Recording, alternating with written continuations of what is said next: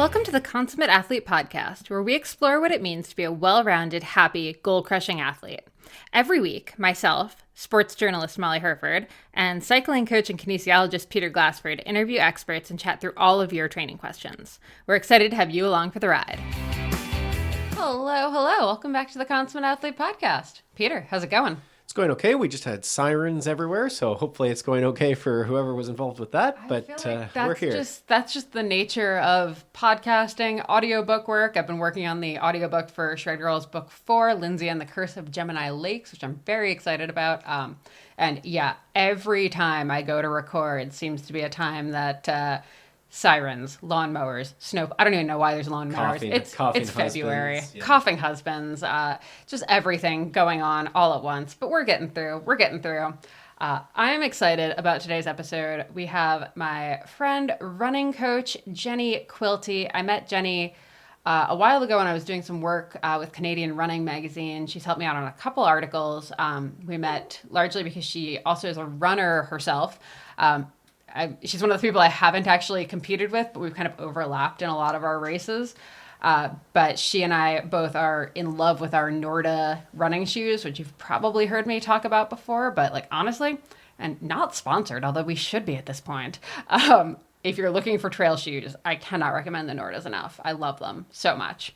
And so does Jenny, but we aren't talking about that today. Today we are talking about, so you've decided you're entering a spring running race and you realize that you are not at all prepared for it. Peter, does this sound like something you hear from clients often? It is, yeah. We've been, a lot of the cyclists will decide they want to run, usually in the fall, and then it ends before, too long.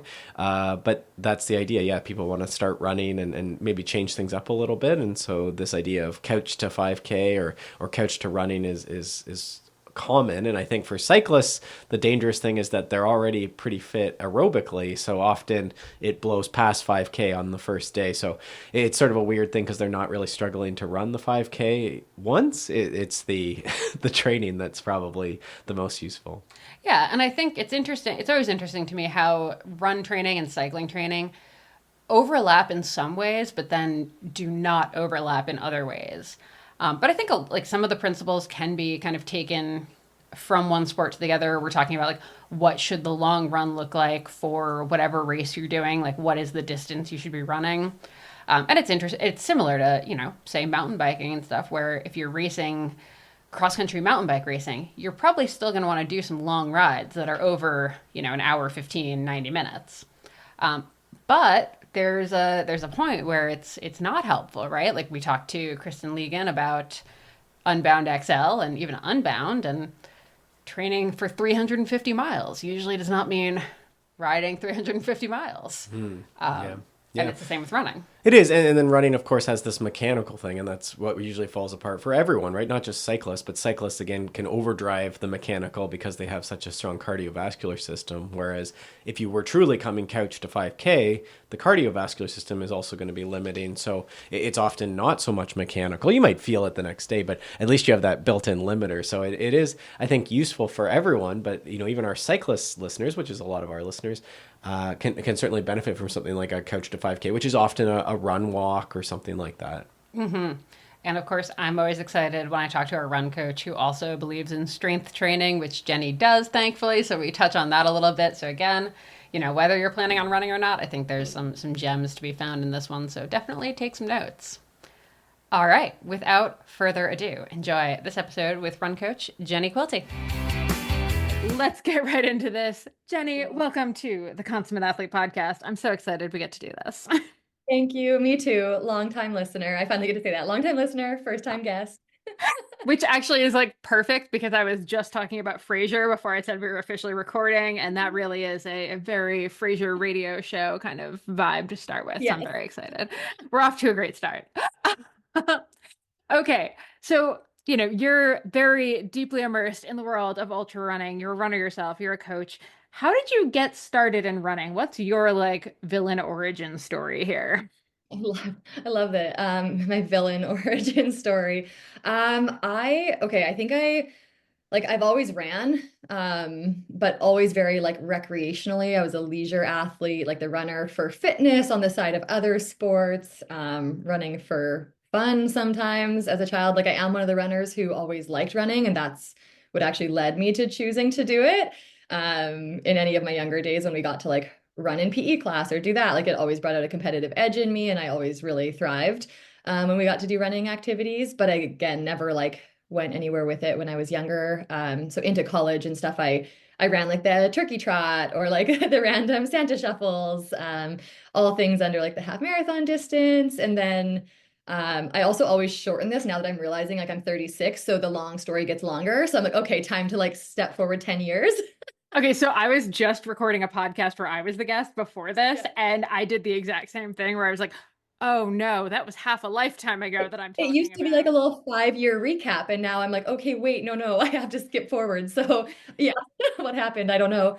But in my undergrad, I started doing again like recreational half marathons in Edmonton, Alberta, of all places to start running in the cold of winter. So maybe once you do that, you're automatically like set for sillier things ahead.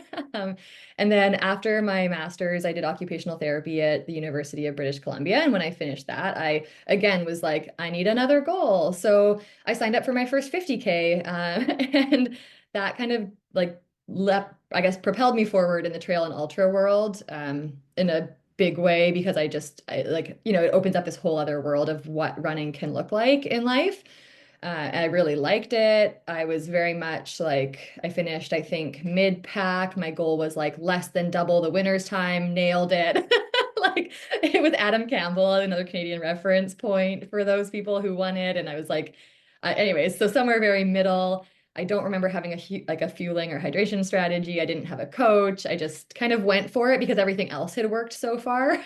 So yeah, that was me in 2015. And then again, fast forward, it just like it as it does for many people, it just kind of kept going. I started doing different distances, racing more, had the inaugural year of racing way too much, dialed it back to racing more appropriately and setting more goals. And then finally in 2018, reached out to my still current coach, David Roche, and just, yeah, again, it just kind of like kept going to the point that I started coaching almost about 8 years. I can't remember many years ago now, less than 10, more than 5 years ago now. And around 2021, I actually left my job as an occupational therapist to do full-time coaching. So my own running and the business side of it and coaching and just the curiosity, I guess, towards training and what this sport can really bring, just, yeah, have all continued to grow and expand. And now it has some role in most areas of my life. Mhm. I love it. I love it. Okay, so this is kind of a very broad question, and I recognize that we could take an entire podcast to talk about it. But kind of thinking back to like when you first started running, even say like 10 years ago, compared to what training looks like now, kind of in broad strokes, how has training changed over the years as you've gone from being, let's just call a spade, a young, dumb athlete who can get away with a lot of things, including like probably copious overtraining and whatnot, whether intentional or unintentional. And I'm not speaking from personal experience here or anything like that, into being a woman in her mid 30s, again, the personal experience here, um, who's had to, maybe adjust for not being young and dumb anymore. Yeah, I think, again, like coming into the sport without that, let's say varsity or collegiate type background, I think I actually, like, I think that's a blessing in my life now. I think I got really lucky that no one ever told me or showed me, or I didn't see at that time too, like social media wasn't the same. I didn't know how serious other people were about running. I didn't know, like, I actually think I dodged a lot of bullets that way with being more a recreational athlete who was like, I was in communities or social settings where running 5K a couple times a week was actually like really celebrated, and that, it is huge and it's amazing. But I wasn't in that world of like there's people running 100 miles a week. I Yeah. didn't know that existed. So I think in that way, when I was young and stupid, I got to avoid some of those really big mistakes. And I just ran when it felt good, when it fit in. And again, not being in that world, seeing somebody do like 10K on a weeknight to me, that was like wild. Like that was, a long run. So I tended like there's actually some things that look really similar and then some things that look really different. I think what I do now that's probably most different is the structured workouts with strides and hill strides as well as speed work. And that has probably allowed me longevity, but also to progress year after year, from starting where I did, yeah, 10 years or so ago to now continuing to get faster into my mid 30s. Again, coming in from that leisure side, like I probably wasn't as fast as I could have been in those younger days. Granted that, because I wasn't training very well. I can also, what I could pull off probably before that I couldn't now, is racing too much. So like I had said, there's a year where I raced almost every weekend, and a quarter of those, let's say, were ultras. So now I don't do that. Now I pick, fewer races, or if I am racing more frequently, there are much shorter distances. And that's really important. And I think that also, like, that's changed because I'm simply like more of an adult now. Say I have more other things going on. Yeah. Yeah, so it's like that training move alongside life stress that I think I used to in my early 20s just not have to maybe manage so much. Yeah, 100%. And I did see, kind of scanning your Instagram for what you've been up to lately. You've also been out on the gravel bike more frequently. Has cross training always been part of your thing, or is this like a recent occurrence? I love that you caught that. I'm like, oh yes, my one annual gravel bike. No. Oh my God. Peter and I always joke we have like one annual like time I'll ride with him, and otherwise like absolutely not. And it's always like the one that gets captured on film. So people are like, "Oh, you guys must ride together all the." Absolutely not. We do not. Yeah. So full transparency, it's not frequent yet, but I would like it to be.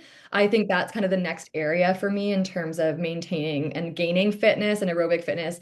I don't think it's always about increasing mileage as I get older. I think I've kind of hit what that probably looks like within my current life picture of time availability, stress, and recovery availability. Like now I think I could probably sub out a run, take away that 8 to 10 miles in a week and put in a 2 or so hour bike. And I think that probably, bring some different benefits for me. Cross training has always been somewhat in the picture. I actually prior to 2020, I was teaching spin twice a week. So again, not structured, not necessarily like not pure cyclist at all. Do not transfer that to a bike for me. It's not the same skill, but it was really fun. And it was definitely, a way of like still, I guess, getting some fitness gains there earlier on in my time training more strategically. And then, yeah, now it's a bit less frequent. I definitely use cycling if I'm managing any aches or pains. Like it's the first thing I'll hop to a bike, or if you have a silly rolled ankle in like I call it our leaf season here, like then it's onto the bike for a bit. But yeah, it's definitely something I'm just upgrading actually some components on my bike. So it's something I do hope to get better at because I love riding uphill and then I turn around and I'm like, oh, I do not know how to do this. Yeah, so then it becomes a walk downhill, which is less fun. You know what? I feel that. I feel that deeply. Yeah. I'm learning. It's also really fun to be bad at things. So like that's part of cross training for me is like trying a new skill where my brain is working just as like or maybe harder, actually definitely harder And than it's my so relaxing. it Like is. I do that with cross country skiing whenever we can here on the trail, and I love being terrible. People are like, "Oh, like why don't you like do this or like get these skis?" I'm like, "No, I like sucking. It's Yeah. great. It's It's like so the good for one us. I'm so not bothered by it. Yeah. It's so Yeah. good." I have like, yeah, things like that, like rock climbing. Again, I would call it more so gravel riding, but sometimes on dirt trails that, here are flat and but techie. And yeah, I was riding behind my partner Matt the other week, and I'm just yelling, like laughing, like I'm so bad at this. And he's kind of going like, yeah, actually, it's really cool to see you be so bad at something, but I think it's highly worthwhile. I love that. I love that. Mhm. Mhm. Um, and what about being a coach? Like, when you started coaching, like, has that informed how you train and race? I think so because well, definitely how I race, I think, and how I approach a lot of things maybe outside of the structured mileage on a training plan. Because when you're thinking about it for everybody else, you start to also think about it for yourself. Like when you Hmm. somebody, to control for life stressors or focus on different areas of recovery, it kind of forces you to hold that mirror up and be like, okay, what did I say there? And also like, why did I say it? Why did I mean that for that person? So do I mean it for myself, right? Like obviously I thought it was good advice to give, so maybe I should unpack that a bit more. In terms of the training, I think as a coach, having a coach is really beneficial because I have thought about that over the years. Like, what would I, even just like for practice, for my own coaching skills, what would I do for an athlete like myself going towards this race? Does it look like what my coach does, or does it look different? And again, why? But I think for me, ultimately, somebody else having that lens on my own training is more beneficial for me. I think I would either actually hold myself back a bit because I'd be like, well, I don't know if I can do that mileage. I might hurt myself. And then the fear of like coaching yourself to injury, I think as a coach comes with a lot of like other just worries and self-doubt and things like that. So I love having a coach that knows my training, knows how to push me, knows maybe when not to push me, and things like Mhm. that. Yeah, definitely a lot that I learned from coaching my athletes. That Yeah. I Yeah. Well, and I think when you are a coach, it's very easy to suddenly see like, well, both. When you are a coach and you have a coach, I think it gives you so much insight into like, you know what you need from your coach, and that makes it easier to kind of understand that even if an athlete that you have doesn't need the exact same thing from you, you're still much more like empathetic to the fact that they need something from you, like in a certain Yeah. way. Absolutely. Or like when there's difficult things to say to your coach, like if you miss a run or change a plan about a race or are feeling that self-doubt, like I think it's really valuable that I know what it's like to say that to my own coach, the same way that I can appreciate it when people say it to me. Um, I think there's a lot of valuable really like relatability in that experience. Mhm. For sure. Yeah. Yeah. Okay. And the other thing that recently you posted about that I did want to really touch on, but as I was like scanning your Instagram, I was like, oh, there's so many good points that I want to bring up here. Um, One was that you had a recent half marathon, and one of the things you mentioned was fueling a significant amount. So talk to me about how even your fueling strategy has maybe evolved in this current, high carb climate. Right. So I'm going to say this. I was like high carb before it was cool. I could just say that publicly. It's Um, true. I'm like, I was high carb before it was healthy to be high I carb. think I was high carb before I started running. Yeah, exactly. And again, like very grateful for that to be my pattern in life. I think it's maybe through developmental years, even like I have my own, hunches or assumptions that maybe it contributed to positive bone like density development and things that make me pretty resilient now, which is cool. That's my guess. But I could not agree more. Like I've said that so many times. Like I'm so thankful I wasn't in that, yeah, youth sport, like super competitive track because I see so many of them struggling with that stuff now. And I'm like, I was just eating bagels. Like, yeah, my pre-race, like I did the 1500 meter and 3000 in track again, like not well. But I would eat like here, this is okay, Canadian Tim Hortons bagel with cream cheese and cucumbers on it before every race. Like now I'm like, wow, I've been gut training for a very long time. And somehow thankfully it worked. But yeah, so but actually, like with that being said, I wasn't always great at transferring that to my races. So I think I've like been very fortunate that I'm not somebody who struggled with eating or a relationship with food outside of running. But then in racing, I honestly just didn't also know what to do. Like when I started running, I would go get like bulk candy and just take that and have, handfuls of like jelly bellies or candies or something along the way. And again, that's probably 10 years ago now, but it's definitely evolved. I went through all the phases of all the different types of gels, mixing in things like proteins or not, BCAAs or not, et cetera, et cetera. And I've kind of landed back more at carbs, electrolytes as my primary approach. So with the half marathon, I ran two half marathons this fall, one road, one gravel, and I work with a dietitian as well, Kelsey Pointis. She's wonderful, and she's a road marathoner, so it's really fun to kind of mix our brains together on her knowledge and expertise, and then also trail and ultra. But yeah, so we've talked a lot about trying to increase fueling for high effort races like half marathons where you are at a higher burn rate. So yeah, so we did three 30-gram gels, the precision gels, and we did the middle one was caffeinated. So that was really different. Like in prior half marathons, again, it's been 3 or so years, I think, since I've raced a half and longer since a true road half. I really didn't eat in a half because I'm like, it's, for me at that time, I'm like, it'll be under an hour and a half. So I really don't need fuel. That was kind of my cutoff. And now I'm looking more at a 75-minute or simply even if you can fuel at the effort you're running, eat. So yeah, both races I had those three. I also played with, it's kind of fun, maybe side tangent, but I also played with sodium bicarb ahead of them. I know, experimentation. Which is really fun and different. I used it in one race, I didn't use it in the other. My study of one, no difference. I find with that, like I was too full for breakfast to eat the sodium bicarb. It felt like torture. So I just didn't.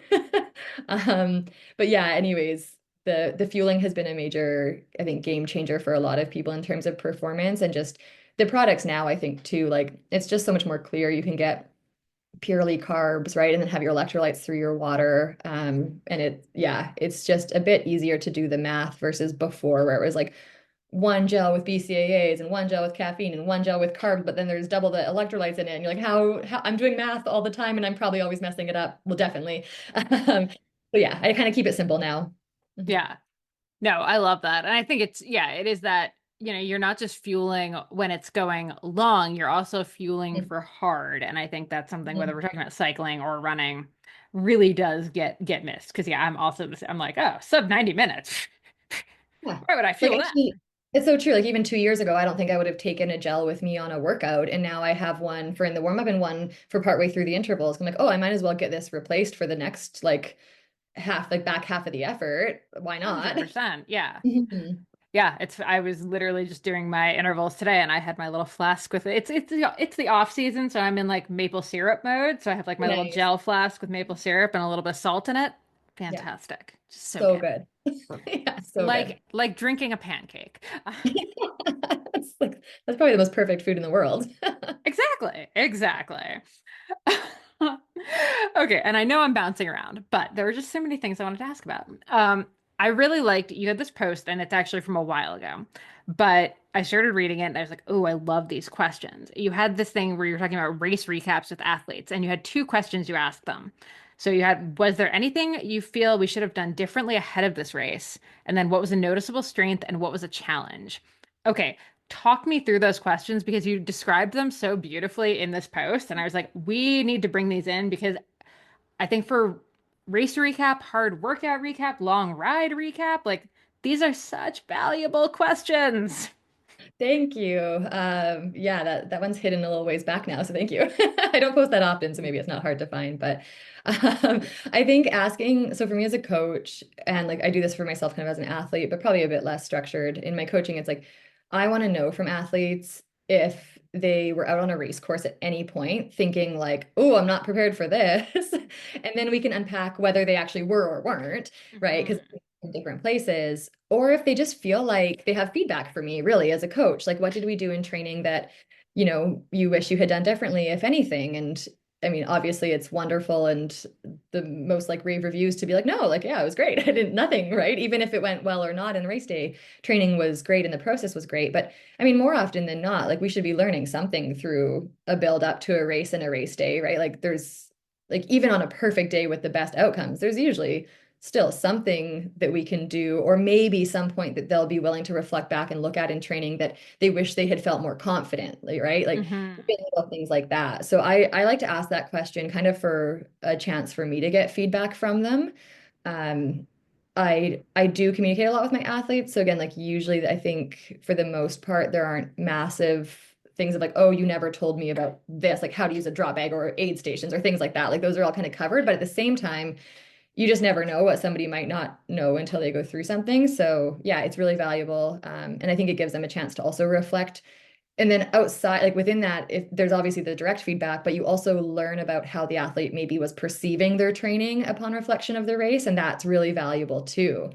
Because some athletes will come out being like, I wish we had done more downhill, or I wish we had done more uphill, or whatnot, right? And then you look back at their training and you see what they did, and maybe they've done the most ever, and you're like, oh, Mhm. okay, why did that feel that way? Or can kind of help them learn maybe like how they had done that and can build their confidence or belief in their skills. For sure. Do you ever struggle with athletes who, even when confronted with the objective, still just like cannot shift out of their mental, whether it's like, yeah, like in that case, just like I suck, I didn't do enough training volume, and you're like, well, actually, you did like more training volume this year than you've ever done in your life. Mhm. How do you like talk someone through that? Because I think, this is a common. We Yeah. we all have some negative. negative self-talk where we're like, I wasn't Yeah. good. And you're like, We wait, do. no. We all do. And that's a good starting point with it too. We all do. But that's such a good example. Like that, I think that's probably one of the more common feelings for athletes is like, I should have done more always, right? So one thing I really like with coaching is when I like with the training logs we use and the ongoing dialogue, like almost daily with athletes or pretty much daily if they write in it daily, we'll be talking to them like that frequently that we can go back and look at their notes. So, okay, in your peak mileage, here's what you were running. And you can look at their subjective comments, which I find the most valuable in those times because even if I agree, hey, yeah, more mileage probably would have helped you out, let's go look back at why we didn't do that because there was obviously a decision. And when you open that log and they're like, "Oh, you were sleeping 5 hours a night. Oh, it was really important or just it was really important for you to be at this and this activity or you had this work demand and this deadline." So if then I can obviously like I can share with them really openly. I felt and I made the judgment call, like, or we came to it together depending on the way that it went, because like it can be both or one or the other. We decided not to add more because that could have risked injury or burnout pre-race. Or remember, oh, you had that ache that just wasn't going away. So we actually dialed back instead of peaking a bit more. Right. So it really gives that chance to unpack it. And then, if even if none of that exists or they're like yeah great I still suck right like because again Yeah. we all have that self-talk it's like what goes there and then I think what I usually do with athletes in that case is I come back to their values so I have a worksheet from Dr. Lara Pence from a group she hosts called the Coaches Collective where you learn about like working with the whole human as the athlete and one really valuable activity she gave us was to have your athletes do an athlete value sheet so you can find out what is it specifically as an athlete that this person values? So this isn't like life as a parent, as a like employee, as a whatever it is. This is as an athlete. So for a lot of people in there, you'll see things like balance and what that means to them, or you'll see things like commitment. And then again, we're looking at, okay, what did that commitment value look like for you, right? Like maybe commitment for them actually meant like committing to these different facets of life and things like that. Or maybe they're actually challenging themselves to let go of perfectionism with hitting everything. It's like, hey, did we actually achieve and live by that value instead of this? And then it kind of can help them see like maybe the judgment that they're putting on themselves is coming from something outside of their values that doesn't align. And the judgment is like ego numbers, performance based, but that's not what actually keeps us in the sport or like gets us in the sport at all. So I'll try to kind of go between those two and help them see where the negative self-talk might be coming from because it's probably not aligned with the decisions they made related to their values. Yeah. Oh, I love that. I love anytime we come back to values. I'm just so happy, so Yeah. excited. Mhm. No, I think that's awesome. And again, like that's something, even if you don't work with a coach, this is still an exercise that you can kind of do on your own. And I think this also calls attention to the importance of writing comments in your training, whether it's I think, I use a spreadsheet.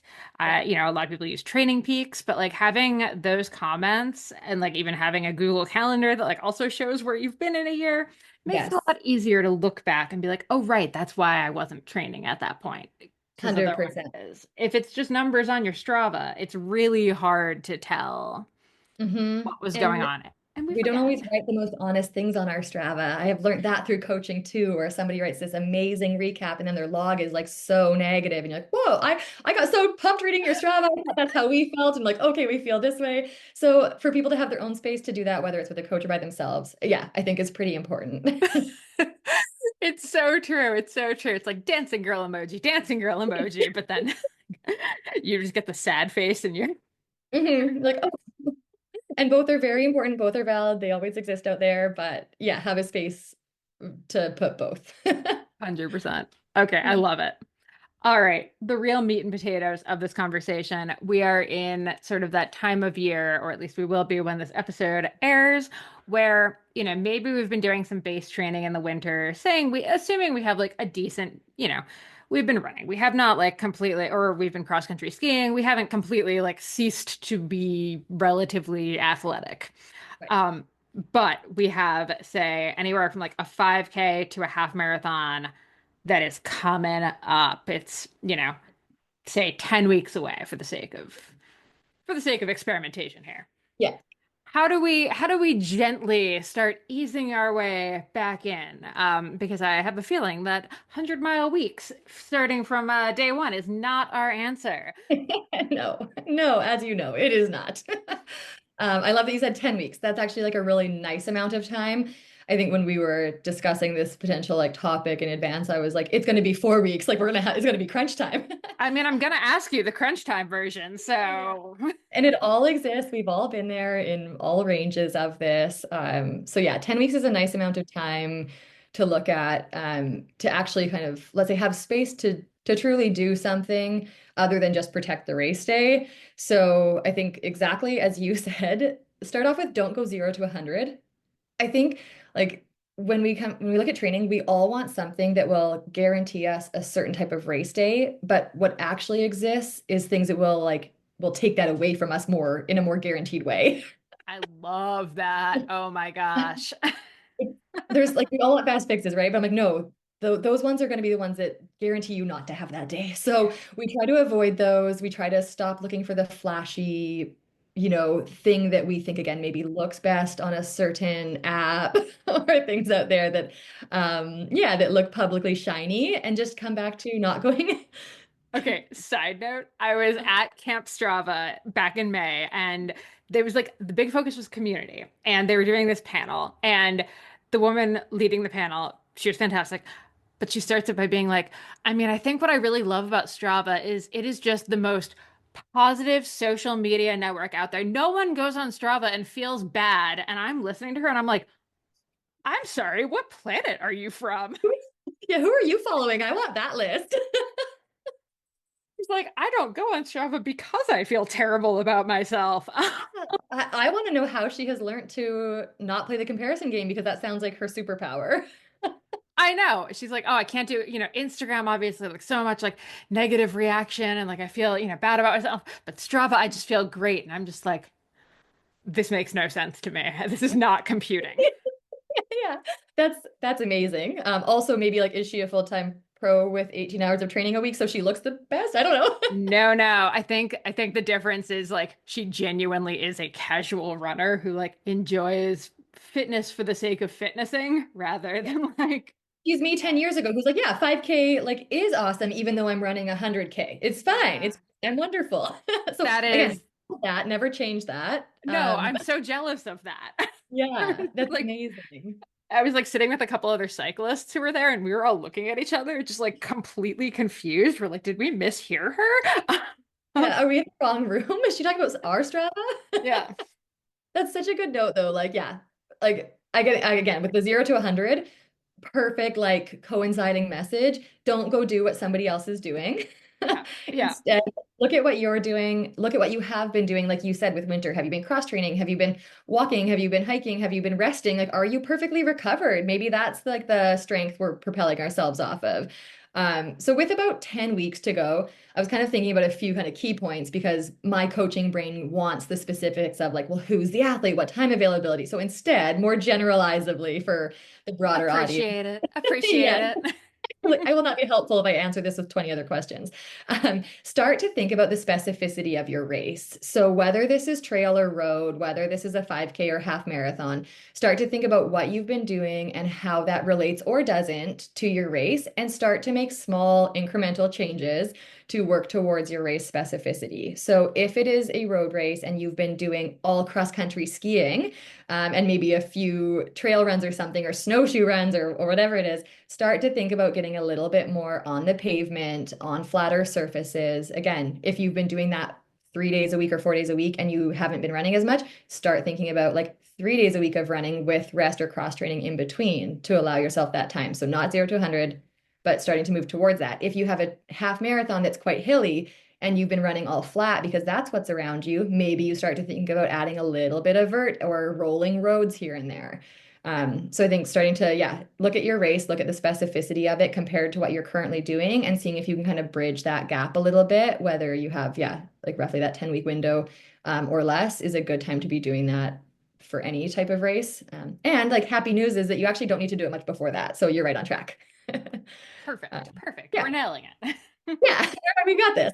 The other one I thought of was practicing race day factors. So, depending on where you live and if that's available to you, start to think about, again, like what you've been doing through or what you did throughout the holidays, what you've been doing through the new year, and how that matches or doesn't match for your race day. So, have you been eating your pre-run meal before any of your runs? It's a good time to start trying that out and seeing what you like or don't like because you have enough time to change it and try it again. Think about what you're going to wear on your race day. If you're racing in the same climate as you live, start to make sure you've done that. If you don't, it might be a good idea to go inside on a treadmill to wear shorts for the first time in 4 months, right? Like it's a learn Huge. take for you all. I'm probably some people, if anybody listening knows me, they know that it's hard to go from winter and wearing tights and warm socks to hot climate and shorts and the right type of light socks, all those things. Same thing for like if you've been doing cross training activities or shorter activities and you're going to be going into a longer event that you need to carry your fuel and hydration, make sure that you're practicing your fueling and hydration. Start doing that whether you need it for your distance of run or activity or not. And again, start to feel out what works for you or what doesn't. Are you having caffeine before your race? Start trying that before your runs. So more of those like controllable factors for the race day that you can start to practice now. And then also start to think about controlling your life stressors. Again, this is more of a yeah, holistic topic than a specific training methodology topic, but are you sleeping enough? Are you eating enough? Are you hydrating enough? What are you doing for your recovery? Because when you start to get into the crunch time towards the race, you're going to see better results based on focusing on your recovery than just adding more training, especially as you get closer and closer and don't necessarily have that time to adapt or gain the benefits of that training. So start to set those habits, and then like those will help you as you progress towards the race. And focus on strengths, not weaknesses. So as you get closer to your race, often we are, again, in our minds about what am I not doing? What have I missed entirely? What do I suck at? And it's like, actually, let's think about what you're really good at, what feels good, and start to build off of that towards your race day because feeling confident and working on those strengths is probably going to, again, benefit you more in this crunch time. And then afterwards, you can go back when you kind of restart your training block to see what those weaknesses that were standing out in your brain were. And then you can start to attack them and problem solve them and have room to like make mistakes and revise. You don't want to be doing that right before your race day. And then maybe more specific to like the training component that I wanted to mention is do your tune-ups. I kind of think of this time before the race day as like your tune-up time. It doesn't mean you have to do your like fastest, hardest work ever, but be doing things like your strides, your hill strides, or start doing those just once or twice if you've missed them throughout winter because of snow, ice, holidays, things like that. Just start to like pepper in those little bits of power output, and make sure that you kind of like stay feeling again sharp. So if you've been running a lot on snow, get on the treadmill or the road just to like work on that running economy and turnover and that, even musculoskeletal component of impact.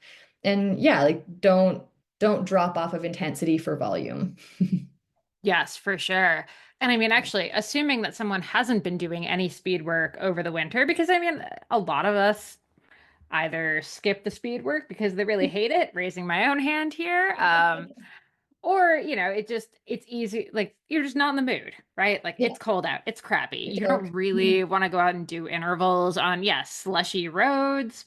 Yeah. Treadmills suck. So if someone's just coming back to speed work, talk me through how they can get into it without just destroying themselves. Yes. And that's again such a good point, especially when you're a multi-sport athlete or you do other methods of training, you can be aerobically and muscularly fit enough to truly trash yourself because your bones and tendons may not be ready for the impact of the running. So it is really important that you take stock of that. Again, like can raise my own hand here if you've ever beat yourself up too much in a workout, not been able to run for 2 weeks because you had the fitness to do it, but maybe not the musculoskeletal readiness. So if you're going to start introducing that in, like I said, I really like to think of like sprinkling it in here and there.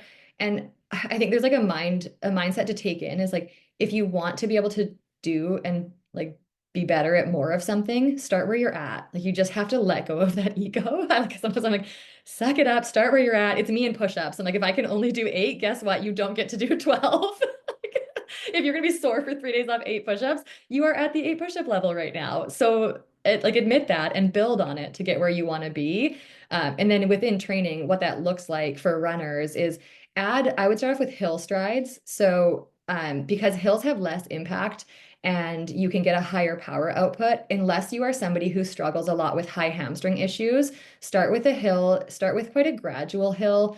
A lot of people go, and we're athletes, we hear hill and we're like, great, I'm going to do that 30% grade, steepest hill around, and I'm going to hammer it. And that's not like that's fine and has its own season. But if you're bringing it back in, we want to think about the hill strides still feeling like speed work. So a gentle enough hill that you can run fast and are not doing like high knees or knees to chest or turning into a power hike.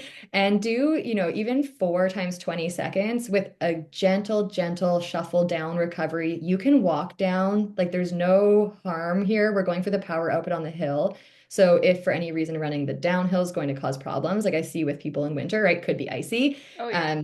Yeah, it's the first time doing it. You might just want to feel it out. That's okay. But easy jog down. For a 20-second hill, I ask most of my athletes to give a minute to minute and a half recovery.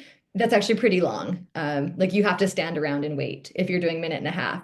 So do that, bop around. And then once you feel that aerobic intensity settling, the burn in the muscles going away, then you go again because you actually want to kind of increase your power output with each hill stride, not fizzle out as you go. So 20 seconds is often enough.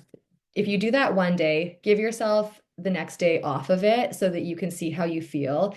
Just like with a return to run or anything, that 24-hour period can tell us a lot, and then you can bring it back in. So if it's the first time you're ever doing this, I would suggest starting off with twice a week and spreading them out across the week. If you've been doing this before and it's just been a season off, you might do 3 days a week, but again, separated by a day. Depends how you respond. If you notice you're sore, things are hurting, then obviously back off. And if it's feeling good, then I'd say after a week or two, you could turn it into a 1 minute hill again, or start to incorporate flat strides if that's all good for you as well. And then again, same thing of 4 to 20, like 4 times 20-ish seconds with about 2 minutes in between, just so that intensity really settles and that you stay form focused. Mm-hmm. Love it. Okay. On the note of form focused, what's your take on, you're doing a workout, it's, a pretty intensive one, and you start kind of fading towards the end, especially in this scenario where we're kind of like just coming back to it. Do we push through? Do we power through? When do we like back it off and just like finish as a recovery here? That's such a fun question. I like it. I think that, yeah, if we're losing form, we are probably losing the benefit of the workout and risking injury. Again, think of like if you're running sloppy in an unsustainable way, we're not getting the neuromuscular connection we want to happen there. Yeah, we're risking injury. We're in most cases, I would say for most runners, we're probably way above the perceived effort that the workout was supposed to be done at. I'm gonna go as far to say that. So I would probably shorten the interval duration if that's what you're noticing. If that's happening, let's say it's mid-workout, you're supposed to do like a 3 minute interval, and at 2 minutes, you're feeling like pretty out of control. You've noticed you hit it too hard, like you've passed the danger zone, you've jumped into the fire. I would definitely rein that interval right back and go into a recovery. And then I would try the next interval more controlled. If you go into that one, you're like, oh, I've done it for the day. Yeah, finish easy. You've learned your lesson, right? Like it's okay. We all do it. You know where you need to like reduce the effort a bit next time. But if you can go into that next interval, coming back to some form cues, like think, if you had a 3 minute interval and you have a minute and a half or 3 minutes, maybe it's full recovery workout. Think about like, okay, what was going sideways there? When did that start to feel? And okay, can I ease into the next one? That's probably one of the biggest cues I give athletes, especially in winter in Canada. Ease in. I might prescribe more reps because I actually program the first three to be more of a warm up. So we do want to stay like well below threshold. We want to feel things out and kind of de-ice and then start to push a bit more. So sometimes I'll like even give the cue that athletes can think of is if it is something like a 2 or 3 minute, I want the last minute to be harder than the first two. So that way we're maintaining form and easing in a bit more because we know that we're actually being told to push a bit more later. So yeah, if you can hold form together in that, get the good recovery and go again, great. Again, if you've totally blown up and gone sideways, just take it home. Easy jog. Yeah, because I think especially when you're just kind of coming back to speed work after, maybe you did it last year getting ready for a race, or maybe you're totally new to it. It's just hard to know what your paces are. Yeah. Like paces, Mhm. so like you might have been, your hard might have been, 7 minute miles or 4 minute Yeah. Ks or whatever, like 8 months ago. But Mhm. guess what? It might look a little different now, and you might not be able to hit those paces right this second, and Yeah. that's okay. It's okay. Like let go of paces. I think the big thing too, like especially in running, is like top speed is not like it's important to develop. It's not necessarily predicting your race times. That's a huge kind of myth that's I think more and more being busted in the studies and the evidence that comes out. So knowing that you can hit that same pace, especially at like your first speed workout back, not like our top priority that day. Yeah, yeah. Mhm. Okay. And long runs. So for, we're talking half marathon and shorter. What is the role of long runs? How do we think about our long runs? Because obviously when you're doing a 5K, your long run is going to in fact be longer than a 5K, I assume. I mean, it could be. Okay. Yeah, for most people, let's say you're trying to PR your 5K or trying to, yeah, like again, if you've gone beyond a 5K before, that's probably the like area I'd say. If you're a new runner going like couch to 5K, you might run beyond a 5K, again, depending on how much time you have. If you're working at improving your 5K, you're probably running beyond a 5K.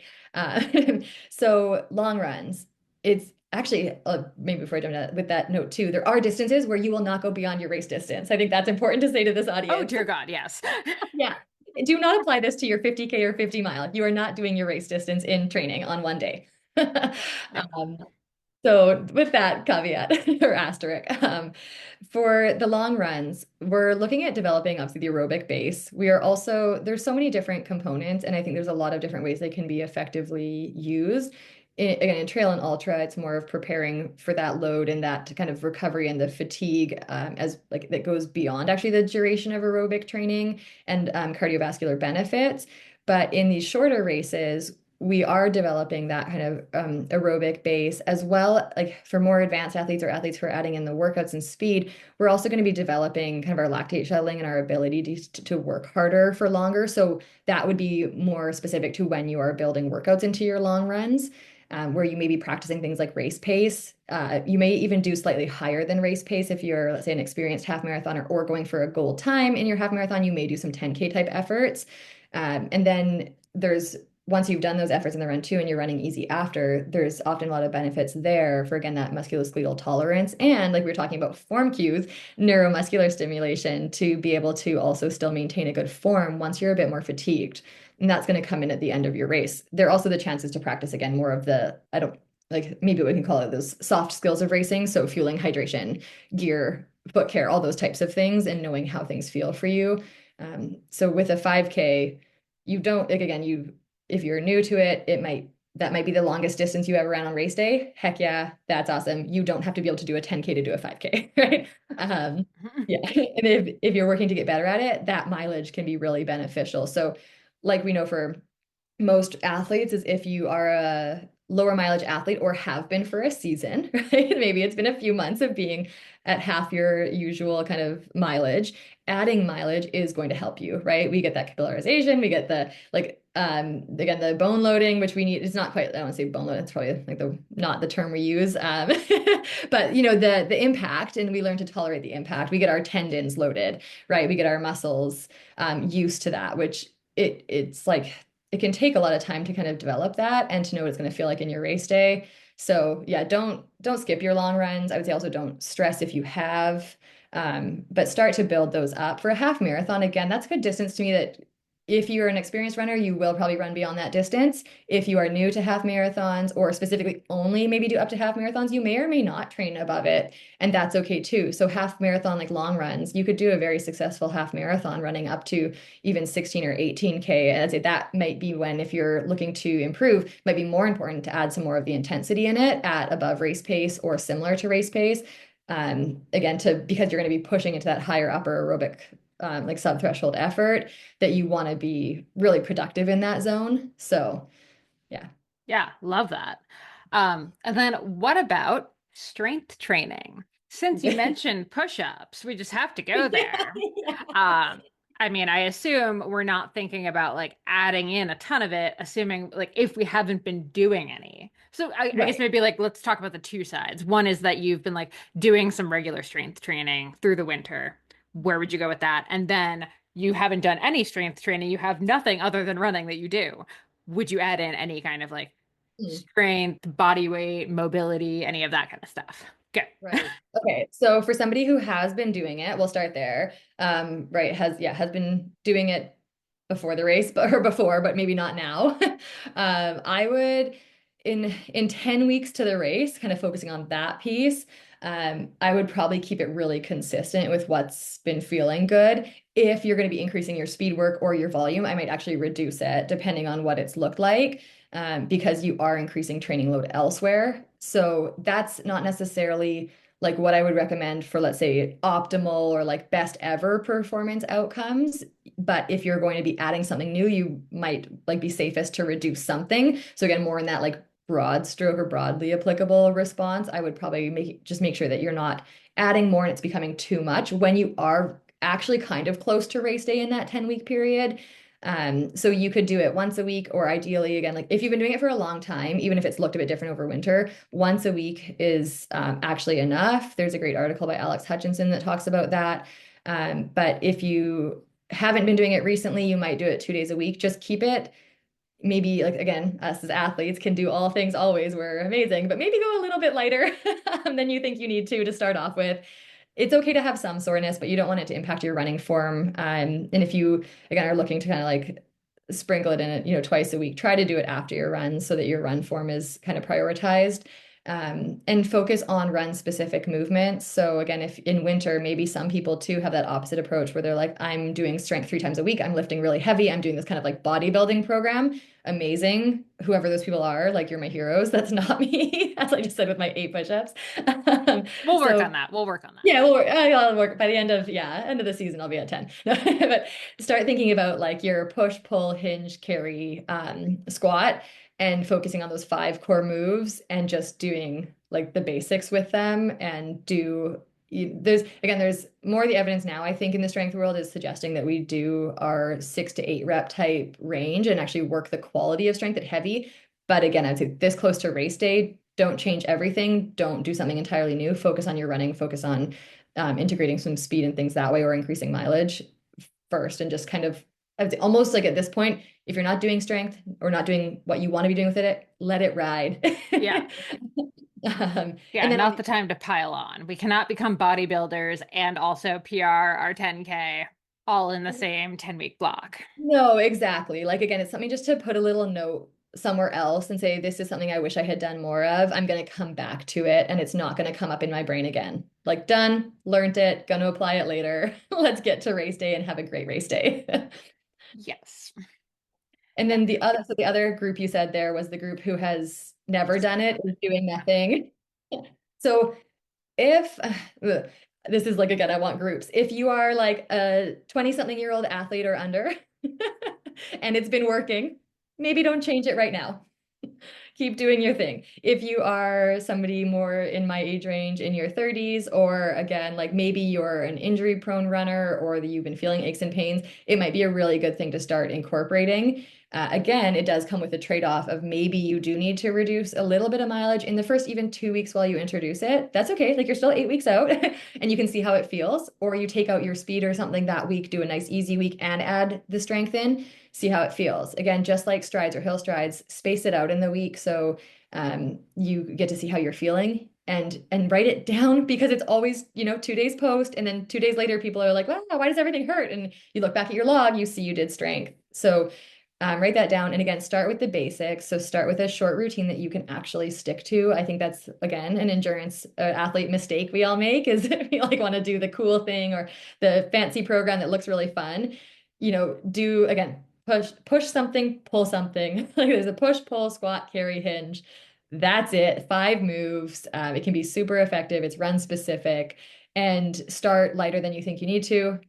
See how you feel. If you know that there's one area of weakness for you, or you think that something is related to an imbalance or an injury, that is one time though too, I would definitely say, go see a physio. Tell them you need a strength program to address an imbalance you're feeling. You don't have to solve it yourself, and you probably won't find it yourself. So if it's more specific to addressing an ache or pain or something, go see a physio for a strength program.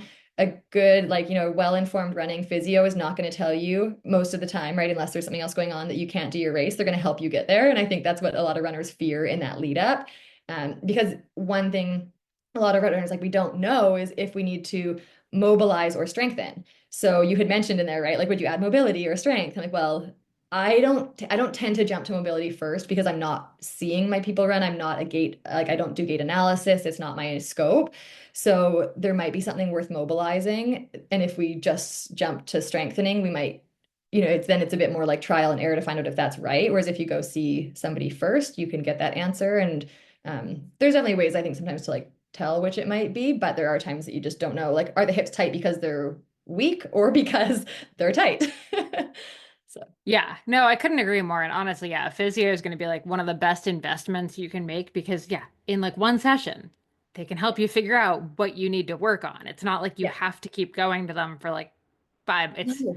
yeah, this is In fact, if they such a tell, smart like, I'll say this on a whim, like, if they tell you you have to come back 2 or 3 times a week for the rest of your life, you probably should see a different physio. Most want to see you succeed and progress on.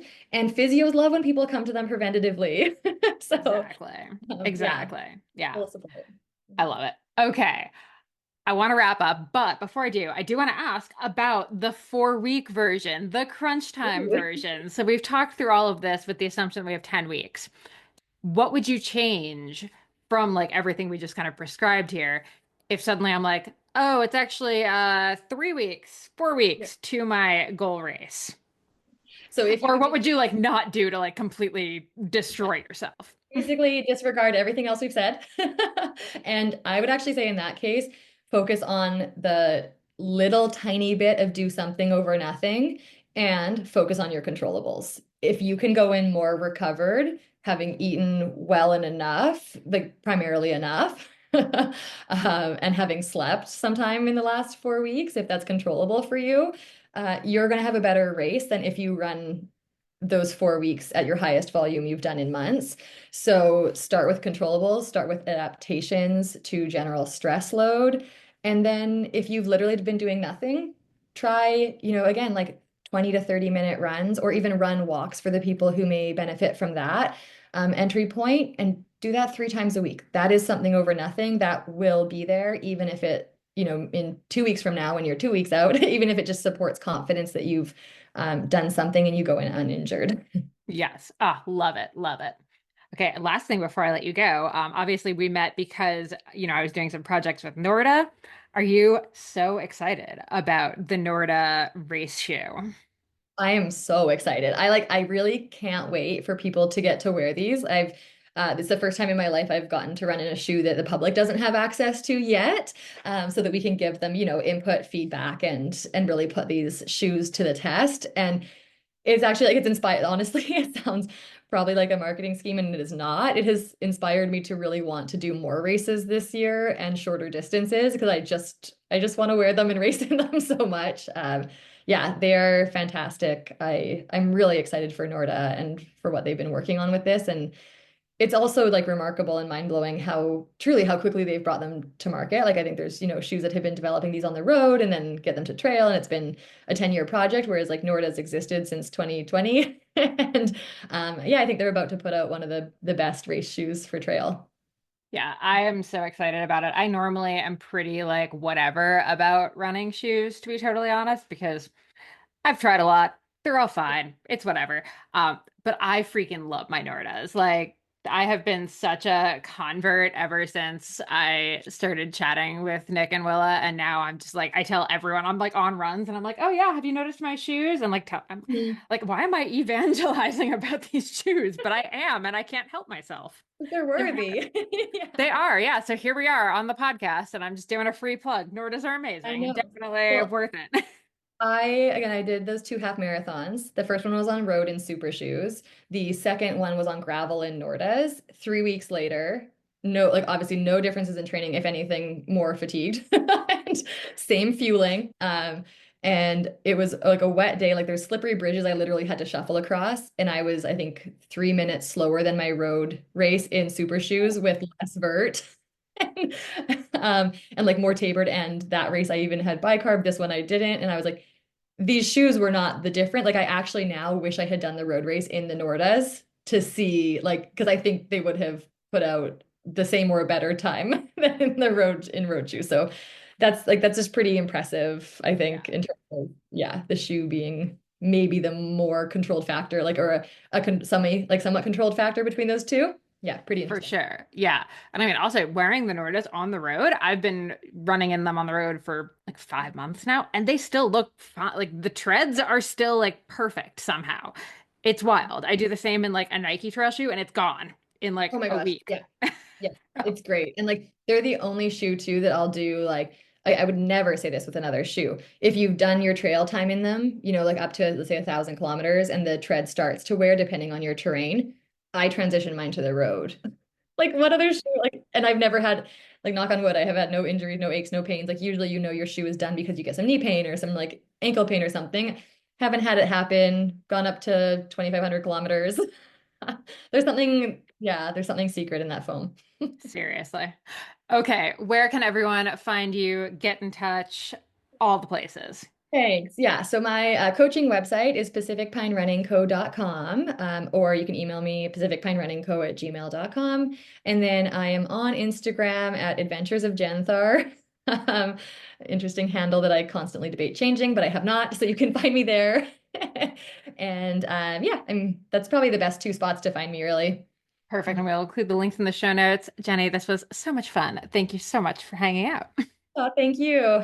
Hopefully we talk again soon. Thanks so much for tuning in to the Consummate Athlete podcast. If you want to hear more training, racing, and endurance sport advice, make sure you subscribe to the podcast and leave us a rating and review.